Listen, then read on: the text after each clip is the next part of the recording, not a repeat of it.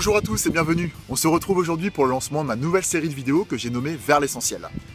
Comme le nom l'indique, ces vidéos seront courtes et précises et elles analyseront différents exercices et mouvements de base que l'on peut retrouver en fitness et en musculation. Vous y découvrirez également de nombreux conseils sport et santé et j'insisterai surtout sur les corrections posturales qui vous permettront de réaliser vos exercices en toute sécurité. Le premier thème que j'ai choisi de réaliser dès maintenant fait partie des meilleurs exercices, c'est celui du gainage. A tout de suite! Comme on le voit sur la vidéo, le gainage est un travail en isométrie. Les muscles sont contractés, les points d'insertion restent fixes. C'est l'exercice idéal pour tonifier et affiner votre silhouette. C'est un exercice qui fait participer l'ensemble des muscles du tronc en synergie. Il mobilise à la fois les muscles de la face antérieure de l'abdomen avec ceux de la face postérieure. Sont alors sollicités le grand dorsal, les lombaires, les obliques, le grand droit, le transverse, mais également les muscles profonds qui assurent la stabilité du tronc, l'équilibre du bassin et le maintien général de la posture. La position idéale à adopter est une droite parfaite entre la tête, les épaules, le bassin et les chevilles. Alors dans certains cas, l'exercice peut sembler compliqué. L'alternative est alors de poser les genoux au sol afin d'alléger la résistance. A l'inverse, l'exercice peut sembler simple. Dans ce cas, on peut modifier les consignes de position de départ et ainsi partir bras tendus dans un but d'augmenter la résistance musculaire.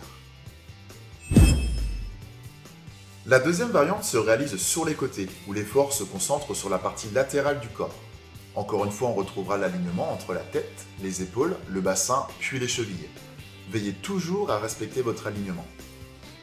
L'alternative consiste à déposer les genoux au sol, comme l'exercice précédent, afin de retrouver un premier niveau. On retrouvera alors l'alignement parfait entre la tête, les épaules, le bassin, puis vos genoux. On continue la rotation et on découvre la position de gainage dorsal, mobilisant toute la partie postérieure du corps, de la région lombaire aux ischio-jambiers. L'alignement se réalise entre les épaules, le bassin, puis les genoux.